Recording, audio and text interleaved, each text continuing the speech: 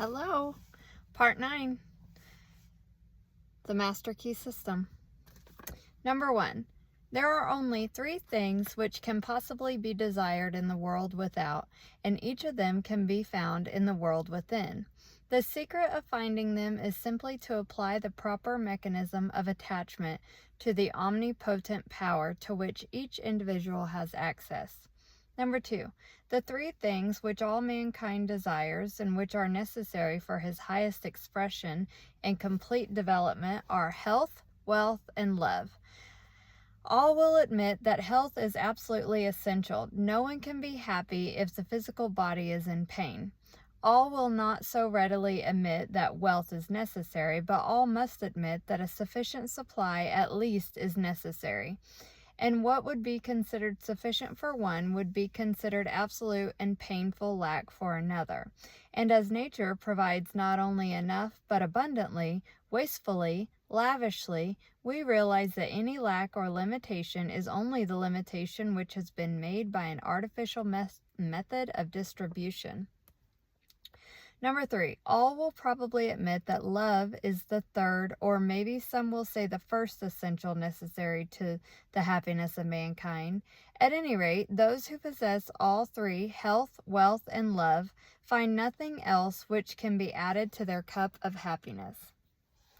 Number 4, we have found that the universal substance is all health, all substance, and all love, and that the mechanism of attachment whereby we can consciously connect with the infinite supply is in our method of thinking.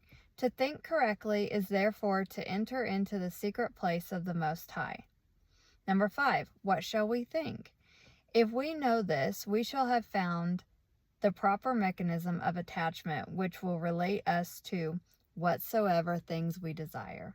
This mechanism may seem very simple when I give it to you, but read on. You will find that it is in reality the master key, the Aladdin's lamp, if you please. So, that's the master key. We waited 9 weeks, and the master key is to think on things that you desire.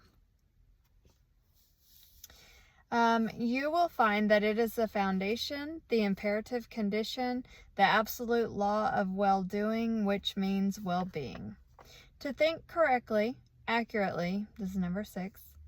To think correctly, accurately, we must know the truth. The truth, then, is the underlying principle in every business or social relation.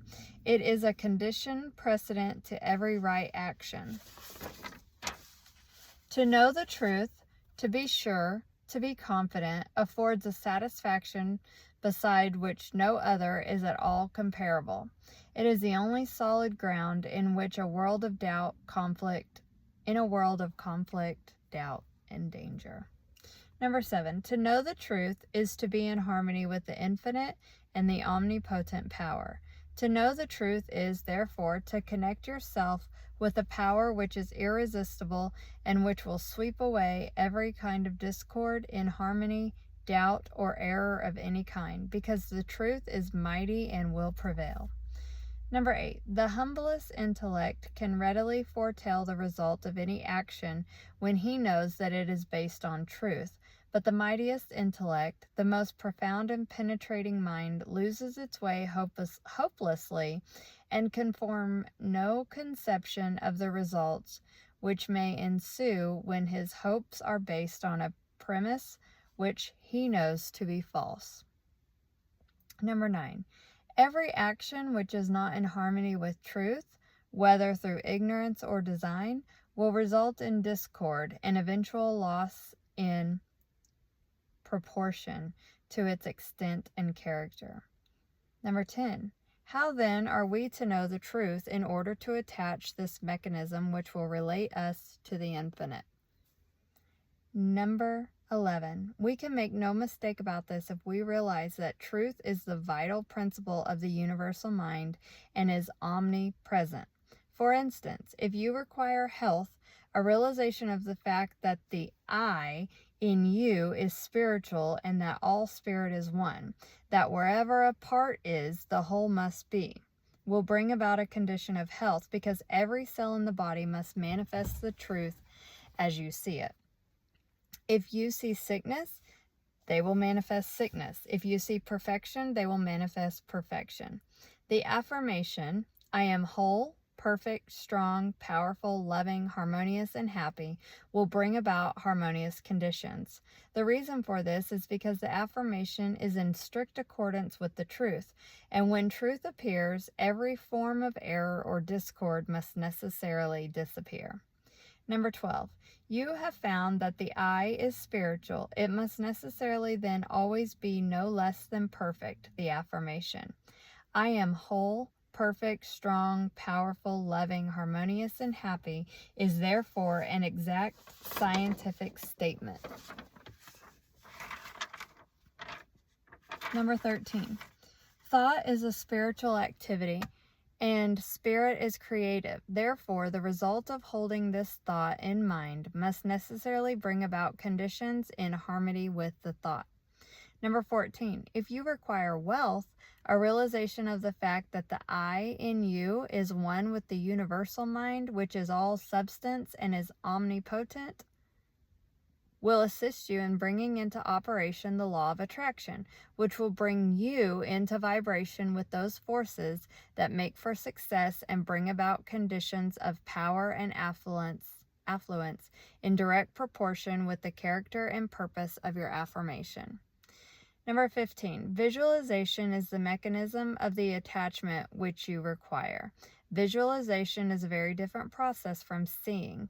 Seeing is physical and is therefore related to the objective world, the world without. But visualization is a product of the imagination and is therefore a product of the subjective mind, the world within. It therefore possesses vitality. It will grow. The thing visualized will manifest itself in form. The mechanism is perfect. It was created by the master architect who doeth all things well. But unfortunately, sometimes the operator is inexperienced or inefficient. But practice and determination will overcome this defect. Number 16, if you require love, try to realize that the only way to get love is by giving it. That the more you give, the more you will get, and the only way in which you can give it is to fill yourself with it until you become a magnet. The method was explained in another lesson. Number 17, he who has learned to bring the greatest spiritual truths into touch with so-called lesser things of life has discovered the secret of the solution of his problem. One is always quickened, made more thoughtful by his nearness of approach to great ideas, great events, great natural objects, and great men. Lincoln is said to have begotten in all who came near him the feeling awakened when one approaches a mountain, and this sense asserts itself most keenly when one comes to realize that he has laid hold upon things that are eternal, the power of truth. Number 18. It is sometimes an inspiration to hear from someone who has actually put these principles to the test, someone who has demonstrated them in their own life. A letter from Frederick Andrews offers the following insight. Number 19. I was about 13 years old when Dr. T.W. Marcy, since passed over, said to my mother, "There is no possible chance, Mrs. Andrews. I lost my little boy the same way, after doing everything for him that it was possible to do. I have made a special study of these cases, and I know there is no possible chance for him to get well." Number 20. She turned to him and said, "Doctor, what would you do if he were your boy?" And he answered, "I would fight, as long as there is a breath of life to fight for." Number 21. That was the beginning of a long drawn-out battle with many ups and downs, the doctors all agreeing that there was no chance for a cure, though they encouraged and cheered us the best they could. Number 22. But at last the victory came, and I have grown from a little crooked, twisted cripple going about on my hands and knees to a strong, straight, and well-formed man. Number 23. Now I know you want to know the formula, and I will give it to you briefly and as quickly as I can. Number 24. I built up an affirmation for myself. taking the qualities I most needed and affirming for myself over and over again, I am whole, perfect, strong, powerful, loving, harmonious, and happy. I kept up this affirmation always the same, never varying, till I could wake up in the middle of the night and find myself repeating, I am whole, perfect, strong, powerful, loving, harmonious, and happy. It was the last thing on my lips at night and the first thing in the morning. Number 25. Not only did I affirm it for myself, but for others that I knew needed it. I wanted to emphasize this point. Whatever you desire for yourself, affirm it for others, and it will help you both. We reap what we sow. We send out thoughts of love and health. They return to us like bread cast upon the waters. But if we send out thoughts of fear, worry, jealousy, anger, hate, etc., we will reap the results in our own lives. Number 26. It used to be said that man is completely built over every 7 years, but some scientists now declare that we build ourselves over entirely every 11 months. So we are really only 11 months old. If we build the defects back into our bodies year after year, we have no one to blame but ourselves. I thought that was interesting. Self-talk. Number 27. Man is the sum total of his own thoughts. So the question is, how are we going to entertain only the good thoughts and reject the evil ones? At first, we can't keep the evil thoughts from coming, but we can keep from entertaining them. The only way to do this is to forget them, which means get something for them. This is where the ready-made affirmation comes into play. Number 28. When a thought of anger, jealousy, fear, or worry creeps in, just start your affirmation going. The way to fight darkness is with light. The way to fight cold is with heat. The way to overcome evil is with good. For myself, I never could find any help in denials. Affirm the good, and the bad will vanish. From Frederick Elias Andrews. Number 29. If there is anything you require, it will be well for you to make use of this affirmation. It cannot be improved upon. Use it just as it is. Take it into the silence with you until it sinks into your subconscious so that you can use it anywhere, in your car, in your office, at home. This is the advantage of spiritual methods. They are always available. Spirit is omnipresent, ever ready. All that is required is a proper recognition of its omnipotence and a willingness or desire to become the recipient of the beneficent effects. I really liked that. That's the advantage of spiritual methods. They're always available. Number 30. If our predominant mental attitude is one of power, courage, kindliness, and sympathy, we shall find that our environment will reject conditions in correspondence with these thoughts. If it is weak, critical, envious, and destructive, we shall find our environment reflecting conditions corresponding to these thoughts. 31. Thoughts are causes and conditions are effects. Herein is the explanation of the origin of both good and evil. Thought is creative and will automatically correlate with its object. This is a cosmological law, a universal law, the law of attraction, the law of cause and effect. The recognition and application of this law will determine both beginning and end. It is the law by which in all ages and in all times the people were led to believe the power of prayer. As thy faith is, so be it unto thee, is simply another, shorter, and better way of stating it. So for the application this week, number 32, this week visualize a plant. Take a flower, the one you most admire. Bring it from the unseen into the seen. Plant the tiny seed. Water it. Care for it. Place it where it will get direct rays of morning sun. See the seed burst.